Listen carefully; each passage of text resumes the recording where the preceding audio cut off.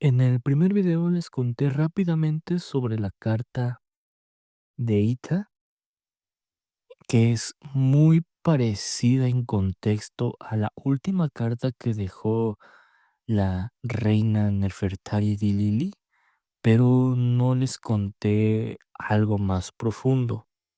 Y es el problema que tuvo la reina, que es la hija de Nefertiti. Según la tradición egipcia, la reina debía casarse con un príncipe real o un alto funcionario. Recordemos que la hija de Nefertiti, Atkesenamón, se casó o fue esposa del rey Tuntakamón. Cuando Tuntakamón muere es cuando se origina el tema de la carta, ¿ok? Para dar un poco más de contexto. Pero Akexenamón enfrentaba un dilema. No había un príncipe legítimo. ¿Por qué? Porque todo el linaje de Akhenatón y Nefertari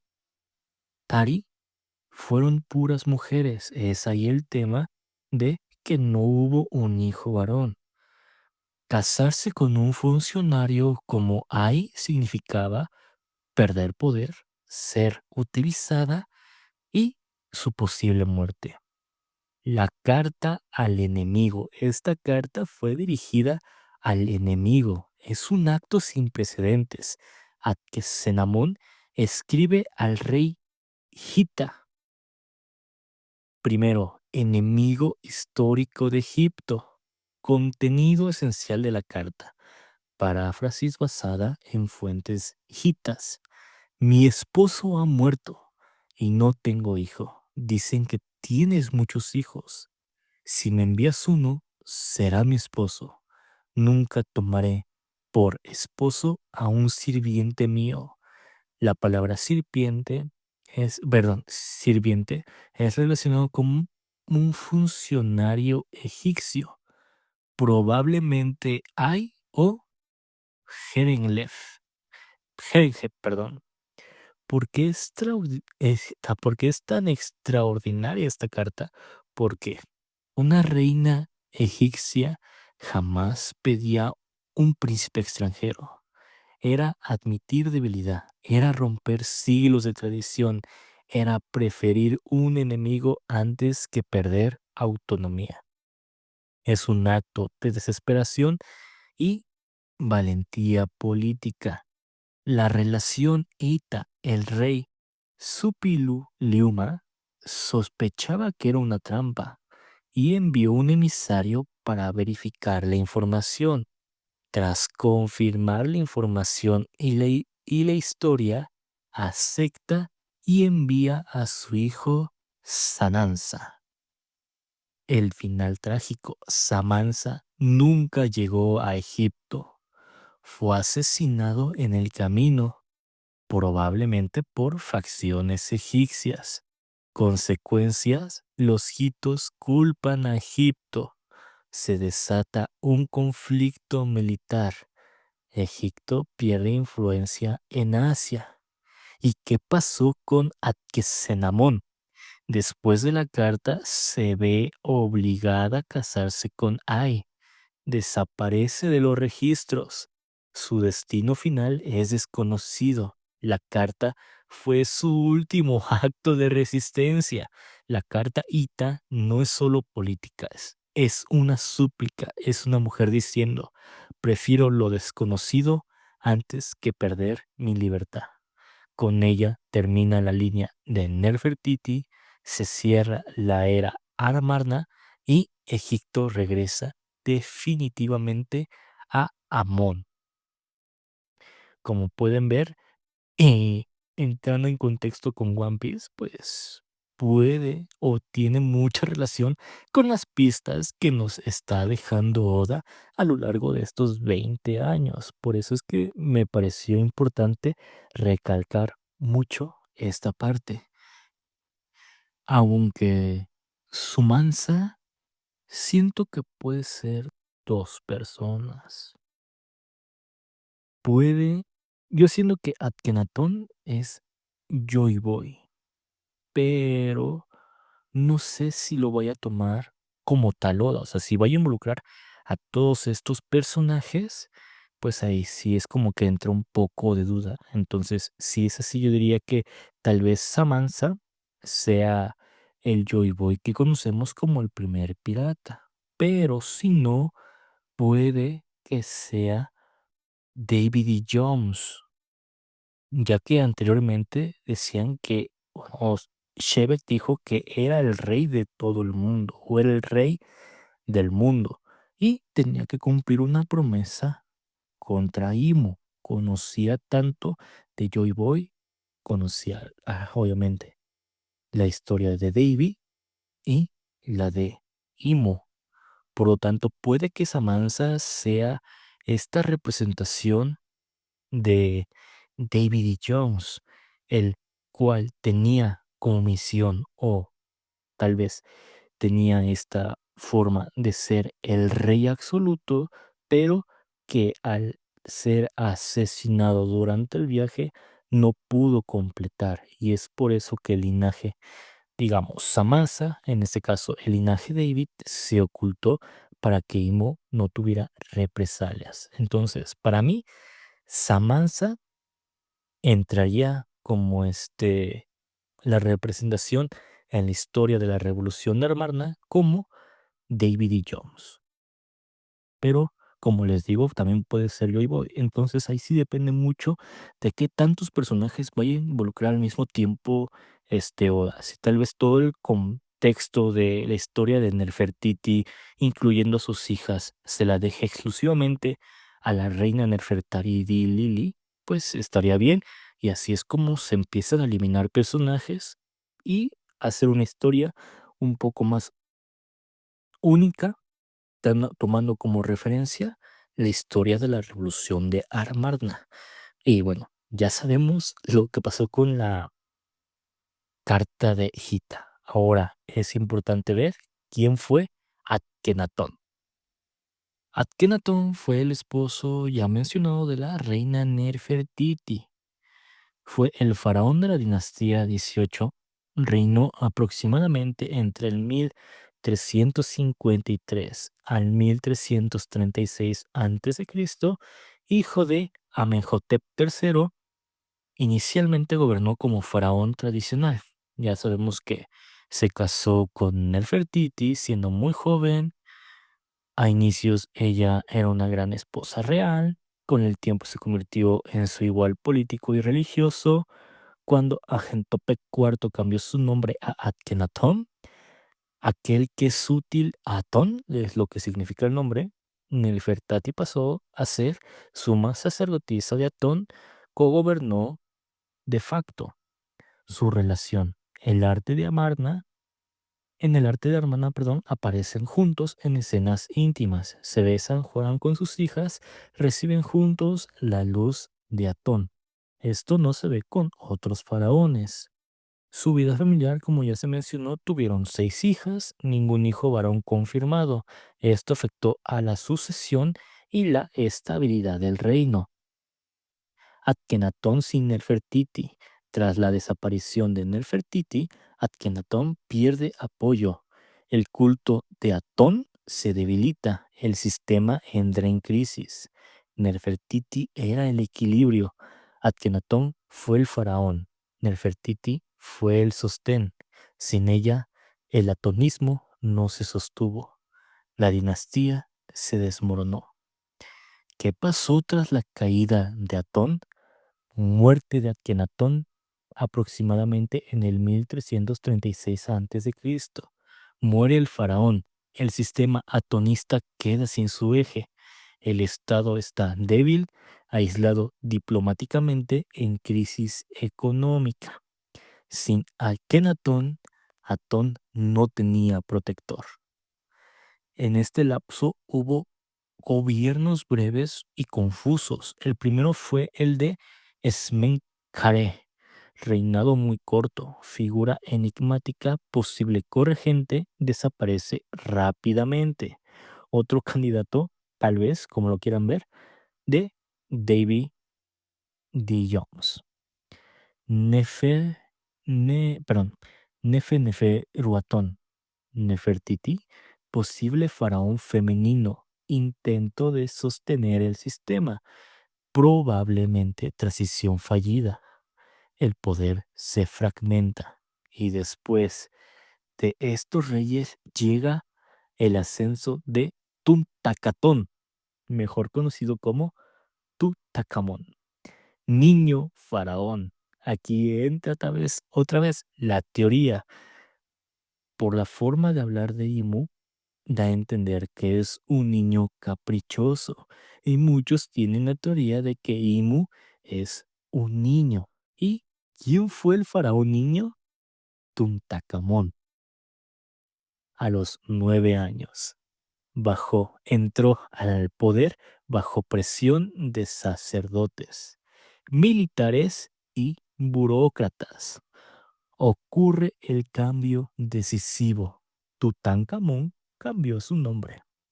Atón es abandonado. Amón es restaurado con la llegada de Tuntakamón. El decreto de restauración declara: los dioses estaban abandonados y el país en ruinas. La restauración de Amón: se reabren templos, se devuelven tierras a los sacerdotes de Amón, se restablecen rituales tradicionales, se reescribe la historia. Atón es declarado un error. ¿Similitud con One Piece? ¿Coincidencias? Bien dice la tortuga, los accidentes no existen. Borrado de Akenatón y Atón. Nombres borrados de monumentos, estatuas destruidas, Amarna abandonada, textos omitidos. Akenatón pasa a la historia como el faraón hereje. Destino, destino de los personajes claves. Nefertiti desaparece, probablemente borrado político. Adkesenamón, la hija, es obligada a casarse con Ay, desaparece. El faraón Ay se hace faraón. Breve reinado, figura oportunista. Como les digo, hay varios candidatos a ser David y Jones. Tanto Ay como Samansa y entre otros, ¿eh? O sea, hay posibles candidatos que ya les mencioné. Y el último y más importante y que nadie ha hablado, Horemheb, general, tomó el poder, borra completamente la era de Amarna. Y la caída de Atón demuestra que una religión sin mito no perdura. Un dios sin rostro no conecta con el pueblo. El poder absoluto genera resistencia. Egipto no rechazó la luz, rechazó la exclusión de la sombra. Y ahora quiero hablar exclusivamente de Horemheb, que para mí puede que su nombre vaya a inspirar el nombre verdadero de Imo, el faraón que borró a Atón. Así lo conoce la historia. Orígenes, importante. Y aquí puede ser un spoiler de la historia de Imo. Orígenes. No era de sangre real. Nació en una familia común, probablemente militar. Ascendió por mérito. Fue un general poderoso durante el final de la dinastía 18. Representa el poder del ejército frente al linaje divino. Su papel antes de ser faraón, durante el reinado de Tuntakamón, el niño faraón, fue comandante en jefe del ejército, hombre fuerte del estado, figura clave en la restauración de Amón o Amonra. Mientras ahí gobernaba, él fue marginado y esperó su momento. Esto da un poco más de contexto a que, como es, como se, como David E. Jones es, perdón, es el tatara abuelo de Barba Negra, y curiosamente aquí la historia lo pone como un oportunista. Y ahora, mientras que reinó Ai o reinó David E. Jones, Imu, o mejor dicho, Horemheb, fue marginado, esperando su momento. Ahora tiene más sentido ese diálogo entre la promesa. ¿A quién le tienes más miedo? Pero dejemos que Oda cocine. Y esto solo son ideas de lo que puede pasar o de lo que puede contarnos en el siglo vacío. La llegada al poder. Tras la muerte de Ai, 1290 a.C., Horemheb toma el trono. No tenía herederos. Se presenta como restaurador, no usurpador. Se legitima, bueno, sí, se legitima diciendo que los dioses lo eligieron. Ojito, ¿quién es Dios? ¿Quién es el amo? Imu. Y aquí él dice que los dioses lo eligieron. Política religiosa. Horemheb restaura plenamente el culto al dios Amon-Ra. Devuelve tierras y riquezas a los templos. Elimina el atonismo. Declara la era de Amarna un desorden divino. Siglo vacío borrado de Akhenatón y Atón. Ordena destrucción de nombres, reutilización de monumentos, eliminación de registros oficiales. Para Horemheb, Akhenatón nunca existió legítimamente. Horemheb no fue un visionario, fue un cirujano histórico. Contó lo que cortó lo que consideró una enfermedad. Sin él, Atón quizá habría dejado huellas más profundas. Egipto habría permanecido inestable. Con él, Egipto recuperó su identidad tradicional. El experimento de Atón quedó enterrado y eso, pues, podemos decir que fue la idea que nos quiere plantear Vegapunk, que dice, conociendo la historia de estos dos, no sé qué bando tenga la razón. El bando de Atón con un poder en una sola persona o el bando de Amon-Ra. Curioso, ¿no? A todo esto que hablamos se le conoce como Revolución de Amarna, porque fue un cambio radical impuesto desde el poder que alteró religión, política, arte, sociedad y diplomacia, y porque tuvo su centro en una ciudad nueva, Atquetatón, actual Amarna, el horizonte de Atón, el nombre que yo creo va a ser muy probable de el reino antiguo, el horizonte de Atón, el horizonte del atardecer, el horizonte del sol. ¿Qué incluye exactamente la revolución Amarna? Revolución religiosa, elevación de Atón como dios supremo, persecución o marginación de otros dioses, cierre de templos especialmente de Amón, eliminación del clero tradicional, primer intento claro de monoteísmo estatal, límites cronológicos, Akhenatón 1353, auge Nefertiti y Akhenatón en Amarna, colapso, muerte de Akhenatón, así como la muerte de Yoiwe. Fin oficial, cuando entra en el poder Horemheb, 1290. Después, restauración total de Amón, borrado histórico. La revolución de Amarna fue una idea adelantada, pero sin raíces sociales.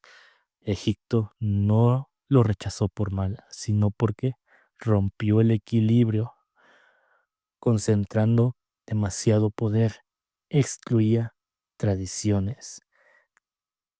Y con esto termina esta serie de videos donde hablamos de lo que pasó en el siglo vacío, conectándolo con la revolución de Amarna.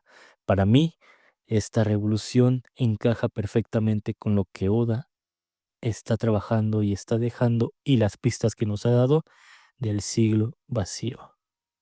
Espero que les guste, les haya gustado esta teoría que es algo larga y por eso traté de dividirla en 3 partes. Falta mejorar, pero gracias por ver el video. Dejen su like, suscríbanse si les gustó y nos vemos en otra ocasión. Les habló el hombre de la cicatriz.